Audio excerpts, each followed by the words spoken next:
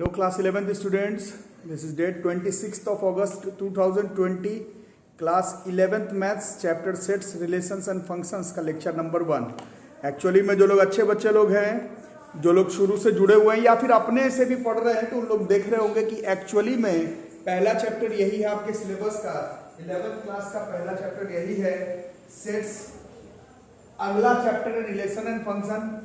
मेरे क्लासेस में, भास्कर क्लासेस में या फिर जेई प्रिपरेशन में सेट्स अलग चैप्टर नहीं है, हम लोग साथ में चैप्टर को टेक करेंगे। चैप्टर का नाम होगा सेट्स रिलेशंस एंड फंक्शंस। पहला चीज तो ये। दूसरा चीज, सेट्स बहुत बच्चों ने खुद से भी पढ़ लिया। जो लोग मेरे साथ जुड़े हुए हैं, 400 से ऊपर बच्चे जो लोग जुड़े हुए हैं, उसमें से बहुत लोग बता रहे हैं कि सेट्स सर खुद से पढ़ लिए हैं, इसको आप मत पढ़ाइए ऑनलाइन।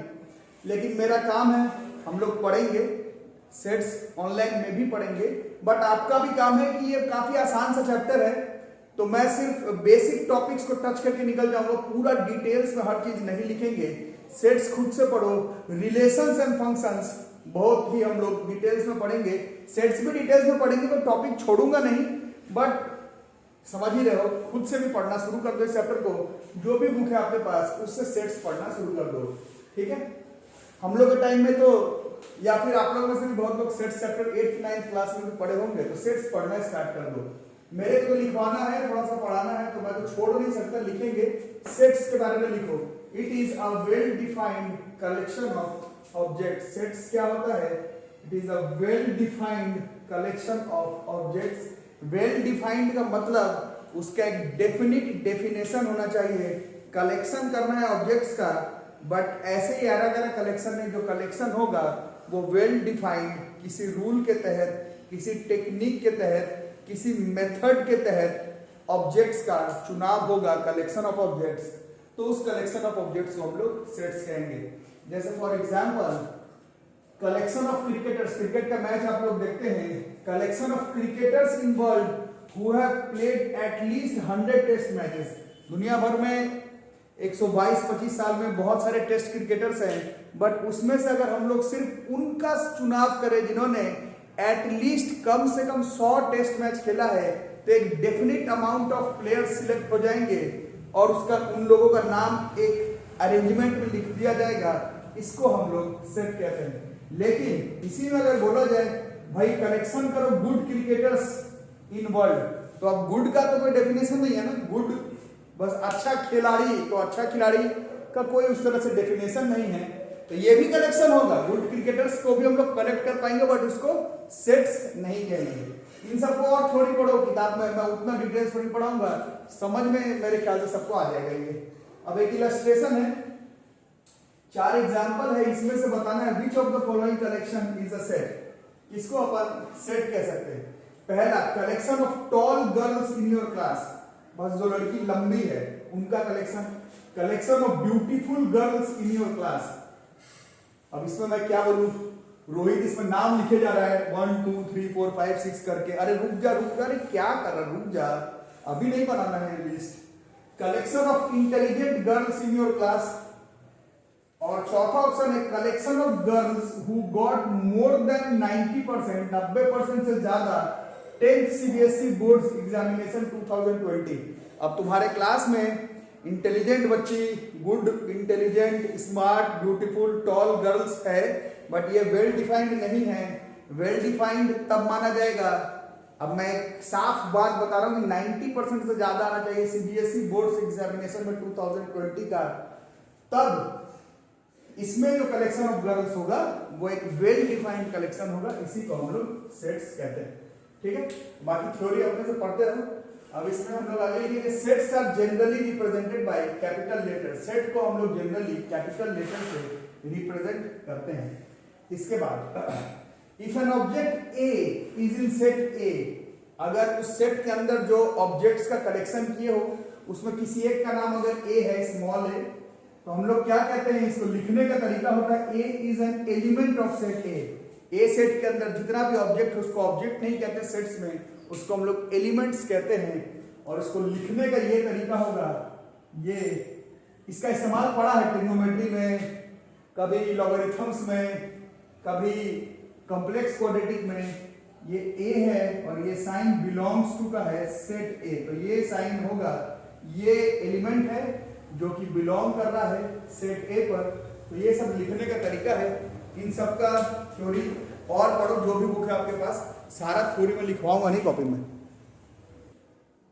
अब सेट्स को रिप्रेजेंट करने का दो मेथड आप लोगों को पढ़ना है क्लास 11th में। देखो तो काफी आसान लगेगा, तो आसान लगने का मतलब ये नहीं कि कॉपी में नोट नहीं किया, कॉपी में नोट करते रहना। वीडियो को पहले ही लाइक कर दो, बाद में करना भूल जाते हो, दोस्तों के साथ शेयर करते चलो।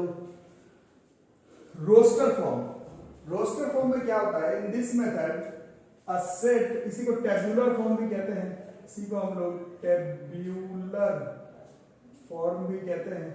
इसमें क्या होगा, in this method a set is described bye listing element, जो भी एलिमेंट्स है उसमें लिखेंगे, सारे एलिमेंट्स को लिखेंगे, सेपरेटेड बाय कॉमास लगाएंगे और ब्रेसेस के अंदर उन सारे एलिमेंट्स को लिखेंगे कॉमा डाल डाल के। समझ में आए तो ठीक, नहीं तो एग्जांपल देखो, set of vowels of English alphabets, set लिखना है वॉवेल्स ऑफ इंग्लिश अल्फाबेट, तो ये ब्रेसेस है, आंसर हमें मालूम है ए ई आई ओ यू और बीच में कॉमा डाल करके एलिमेंट्स को लिख देंगे ब्रेसेस में। इस form of representation of set को हम लोग कहते हैं रोस्टर फॉर्म। इसी में the order in which the elements are written in a set makes no difference, A को पहले लिख दो, आई को, ई को, यू को। सेट बिल्डर मतलब रोस्टर फॉर्म या फिर टेबुलर फॉर्म में जो आप एलिमेंट को लिस्ट कर रहे हो उसको किस नंबर पर, किस ऑर्डर पर रिप्रेजेंट कर रहे हैं उससे फर्क नहीं पड़ता। Also the repetition of an element has no effect, element को बार बार अगर आ रहा है तो उसको लिखने का जरूरत हमें सेट में रोस्टर फॉर्म चाहे टेबुलर फॉर्म में नहीं पड़ता है। जैसे कि एक दो क्वेश्चन देखो, ऐसे ही आसान ही है, पूरा चैप्टर ही आसान है। Describe the following sets in roster form, roster form में लिखना है, कैसे लिखोगे, set of all letters in the word mathematics, जितना भी लेटर्स है मैथमेटिक्स में उसको लिख दो। ये वो वाला लेटर नहीं है जो तुम लोग फेंकते हो वैलेंटाइन डे वाले दिन में, वो वाला लेटर नहीं। The set of all letters in the word mathematics, तो कौन कौन से लेटर है भैया, एम है, ए है, टी है, एच है, ई है, फिर से एम है तो नहीं लिखेंगे, फिर से ए है नहीं लिखेंगे, आई है, सी है, एस है, कॉमा है, लेटर्स है, ब्रेसेस है।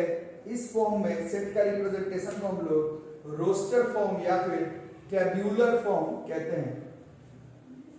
The set of all natural numbers less than 7, 7 से कम नेचुरल नंबर्स कौन कौन से है भैया, 1 है, 2 है, 3 है, 4 है, 5 है, 6 है, कॉमा है, ब्रेसेस है, टेबुलर फॉर्म है या फिर रोस्टर फॉर्म है। The set of squares of integers, integers का स्क्वायर, 0 का स्क्वायर 0, 1 का स्क्वायर भी 1 और -1 का स्क्वायर भी 1 ही होता है। तो 2 यहां पर लिखा, सही होगा या गलत, गलत, 2 किसी का स्क्वायर नहीं है, ठीक है। फिर 4 होगा, 9 होगा, 16 होगा, 25 होगा, आगे बढ़ते जाएगा, तो यहाँ पर डॉट डॉट डॉट करके छोड़ देते हैं। ऐसे ही सेट्स को हम लोग इनफाइनाइट सेट कहते हैं, आगे लिखेंगे, वैसे समझ भी रहे हो। सेट है, वेल डिफाइंड है, बट इसमें कलेक्शन एलिमेंट्स का इनफाइनाइट है, इसको हम लोग इनफाइनाइट सेट कहेंगे। फिलहाल इस तरह से सेट्स को रिप्रेजेंटेशन करने को हम लोग roster form of set representation कहते हैं। आसान लगेगा बट कॉपी में लिखते रहना है। जो दूसरा वाला मेथड है उस मेथड को हम लोग कहते हैं सेट बिल्डर फॉर्म। इस मेथड को हम लोग कहते हैं सेट बिल्डर, सेट को बिल्ड करना है, set builder form. In this method लिखते रहो, a set is described bye A characterising property. उस सेट में जो वेल डिफाइंड किए हो भैया एलिमेंट को, वो किसी एक खास प्रॉपर्टी को सेटिस्फाई कर रहा है, उस प्रॉपर्टी को लिखेंगे। A set is described bye A characterising property से, मान लो कुछ भी प्रॉपर्टी होगा, property of x of its element x. In such a case the set is described bye, generally इस तरह से लिखते हैं, braces element x such that उसका प्रॉपर्टी। इसको लिखने का तरीका है the set of all x, सारे एक्स पे काम करेगा, सच दैट, ये जो है dot dot, such that property जो है वो एक्स का वो होल्ड करेगा। नहीं समझ में आया तो एक दो एग्जांपल के फॉर्म में देखो, और कुछ अच्छे बच्चे समझ रहे होंगे कि सेट बिल्डर फॉर्म में जरूरी नहीं कि आंसर तुम्हारा मेरा मैच करे, बस कर देना है रिप्रेजेंटेशन। जैसे set of all even integers, दुनिया भर का जितना भी इवन इंटीजर्स उसको रिप्रेजेंट करना है सेट बिल्डर फॉर्म में। तो कैसे लिखेंगे, एक्स सच दैट x बराबर 2n where n belongs to z। z से हम लोग सेट ऑफ इंटीजर्स को ही जनरली रिप्रेजेंट करते हैं। तो ये लिखने का तरीका हुआ 2n और n इंटीजर को बिलोंग कर रहा है ना। जैसे 4 पुट किए तो 2 4 8 हो गया, 0 से शुरू करेंगे तो 0 हो गया, -1, 2 into -1 -2, -4 -6 -8, 2 4 6 8, इन सबको सिर्फ ऐसे लिख देंगे तो ये हो गया इसका सेट बिल्डर फॉर्म। जैसे पहले से टेबुलर फॉर्म में आंसर दिया हो 1 4 9 16 डॉट डॉट डॉट डॉट, इसको सेट बिल्डर फॉर्म में लिखना है। कैसे लिखेंगे? x सच दैट, क्या देख रहे हो ये सब स्क्वायर है, x बराबर n का स्क्वायर, बस n का स्क्वायर लिखने पर काम नहीं चलेगा। n क्या है? तो n जैसे इसमें बिलोंग कर रहा है सेट ऑफ नेचुरल नंबर्स को, सारे सेट ऑफ नेचुरल नंबर्स का n स्क्वायर अगर हम लोग करते चले तो ये जो हमारा डेटा है ऊपर सेट बिल्डर फॉर्म ये है और ये इसका टेबुलर फॉर्म है। कुछ बच्चे समझ रहे होंगे यहाँ पर अगर इंटीजर्स भी लिख देते तो भी यही आंसर आ जाता है ना। तो हमको तो बोला है सेट बिल्डर करने, तो मैं अपने हिसाब से सेट बिल्डर करूंगा। 1 2 3 4 5 6 7 8 इसको लिखो। तो इसको लिखने का तरीका देखो, ऐसे भी लिख सकते हो, थोड़ा बदल करके भी लिख सकते हैं। x बिलोंग्स टू, पहले ही लिख दो नेचुरल नंबर है, सच दैट, कैसा नेचुरल नंबर? 8 से छोटा, तो यही सारा नंबर इसमें घुस जाएगा। तो इस तरह से रिप्रेजेंट करने को हम लोग सेट बिल्डर फॉर्म कहते हैं। जैसे ये एनसीईआरटी का क्वेश्चन है, स्कूल एग्जाम में आता है, जैसे 1/2 है, 2/3 है, 3/4 है, 4/5 है, 5/6 है, 6/7 है, 7/8 है, 8/9 है, 9/10 है, इसको लिखना है। ये दिया हुआ टेबुलर फॉर्म में, रोस्टर फॉर्म में, आपको सेट बिल्डर फॉर्म में लिखना। क्या देख रहे हो? न्यूमरेटर का डिनोमिनेटर 1 ज्यादा है, न्यूमरेटर से डिनोमिनेटर 1 ज्यादा है, न्यूमरेटर से डिनोमिनेटर 1 ज्यादा है, न्यूमरेटर से डिनोमिनेटर 1 ज्यादा है, और न्यूमरेटर खुद कैसा नंबर है? तो नेचुरल नंबर है।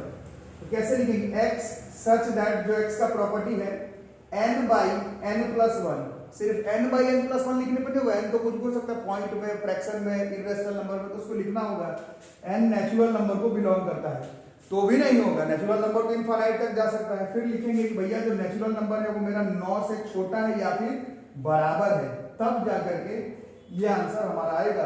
तो ये है हमारा रोस्टर फॉर्म में लिखा हुआ आंसर, और ये जो लिखा वो है हमारा सेट बिल्डर में लिखा हुआ आंसर। उसी तरह से एक सेट देखो, 1/2 2/5 3/10 dot dot dot dot dot नहीं, इतना ही, 1/2 2/5 3/10। क्या है पैटर्न? क्या देख रहे हो? न्यूमरेटर का डिनोमिनेटर में स्क्वायर करके एक ऐड करने पर आ रहा है। जैसे 1 का स्क्वायर 1 + 1 2, 2 का स्क्वायर 4 + 1 5, 3 का स्क्वायर 9 + 1 10, ये पैटर्न है। x सच दैट, x का जो प्रॉपर्टी है n/n² + 1, बट n के बारे में लिखना पड़ेगा, क्या था भैया? n नेचुरल नंबर था, तो नेचुरल नंबर तो कुछ भी हो सकता है, कहीं तक भी जा सकता है, तो लिखेंगे 1 के बराबर या बड़ा, 3 या फिर 3 से छोटा। इस फॉर्म में जब हम लोग लिखते हैं, ऊपर वाला जो है वो आंसर पहले से रोस्टर में है, और जो आपने लिखा है वो सेट बिल्डर है, और सेट बिल्डर फॉर्म का आंसर आपका और मेरा थोड़ा सा डिफर कर सकता है, बट सेट को बिल्ड करने के तरह का जो लिखने वाला फॉर्म होता है सेट को, उसको हम लोग सेट बिल्डर फॉर्म कहते हैं। चल भाई, अब टाइप्स ऑफ सेट लिख ले। टाइप्स ऑफ सेट्स इतना आसान है कि सबका मैं एग्जांपल भी नहीं लिखूंगा, आप लोग खुद से समझ लेंगे, बट ट्यूशन कॉपी में नोट्स बना करके रखना। टाइप्स ऑफ सेट्स, पहला एम्प्टी सेट, नाम से ही पता चल रहा है, अगर एक सेट में एक भी एलिमेंट ना हो तो वैसे सेट को हम लोग एम्प्टी सेट, वॉइड सेट या फिर नल सेट कहते हैं। एम्प्टी, नल और वॉइड सेट जनरली 5 या फिर ऐसे ब्रेसेस डाले और अंदर एक भी एलिमेंट ना दिखाए तो उससे बनता है हमारा एम्प्टी सेट। जैसे एग्जांपल मैंने लिखा, बट अभी कॉम्प्लेक्स नंबर पढ़ रहे थे। Set builder form, x such that x is a real number and x² + 1 = 0। इसको सॉल्व करेंगे तो x² बराबर -1 आ जाएगा, और -1 का रूट जस्ट अभी हमने पढ़ लिया है कॉम्प्लेक्स नंबर्स में, ये एक इमेजिनरी नंबर होता है, बोला है रियल नंबर आना चाहिए, मतलब इस सेट में एक भी एलिमेंट इस डेफिनेशन को सेटिस्फाई नहीं कर रहा है, तो it is an example of void set और एम्प्टी सेट, कुछ भी लिख सकते हो वैसे। सिंगलटन, नाम से ये डेफिनेशन लिखूंगा, एग्जांपल आप लोग खुद से अपना सोच के लिख लेंगे। सेट जिसमें केवल एक ही एलिमेंट हो, वैसे सेट को हम लोग सिंगलटन कहते हैं। फाइनाइट सेट एक ऐसा सेट जिसमें कि टोटल नंबर ऑफ एलिमेंट को हम लोग गिन सकते हैं नेचुरल नंबर से, 8, 10, 12, 15, 20, 1 करोड़ भी हो कोई दिक्कत नहीं, बट 1 करोड़ गिनती में आना चाहिए, तो वैसे सेट को हम लोग फाइनाइट कहते हैं। और जितना नेचुरल नंबर उस सेट में है, जितना नेचुरल नंबर उस सेट में है, उसको हम लोग कार्डिनल नंबर कहते हैं, उसको हम लोग कार्डिनल नंबर कहते हैं। और ऐसे डिनोट आज के बाद किया रहेगा, n small n of set A ऐसे लिखा हुआ रहेगा, तो समझ लेना इसमें हम लोगों को क्या भरना है, इसमें हम लोगों को उस सेट में मौजूद एलिमेंट का संख्या गिन करके लिखना है, कार्डिनल नंबर लिखना है। और इनफाइनाइट सेट ऐसा सेट जिसमें नंबर ऑफ एलिमेंट्स इनफाइनाइट हो, उसको आप नेचुरल नंबर से नहीं गिन सकते। नेचुरल नंबर तो 5, 10, 12, 15, 20, 50, 1 करोड़, 2 करोड़, वो भी नहीं चल रहा है। उस तरह के सेट को हम लोग इनफाइनाइट सेट कहते हैं, अभी थोड़ी देर पहले आया था। तो ये सब हमारा हो गया टाइप्स ऑफ सेट्स, ये सब हो गया हमारा टाइप्स ऑफ सेट्स। इसको आप लोग फटाफट नोट्स बना लीजिए। आज के क्लास में सिर्फ यही तक रहेगा। अगले क्लास में हम लोग subsets, equal sets, power sets, इन सब के बारे में पढ़ेंगे। तब तक के लिए आप लोग पीछे का पढ़िए, ट्रिग्नोमेट्री पढ़िए, हाइट एंड डिस्टेंस पढ़िए, लॉगरिथम्स पढ़िए, ट्रिग्नोमेट्री पूरा ध्यान से पढ़िए। कॉम्प्लेक्स क्वाड्रेटिक एनसीईआरटी हो गया तो R D Sharma, R S Agarwal का ऑब्जेक्टिव बनाइए और वीडियो को लाइक करते चलेंगे और चैनल को सब्सक्राइब करते चलेंगे। तो आज का वीडियो यहीं तक रहेगा, मिलते हैं अगले क्लास में, तब तक के लिए थैंक यू।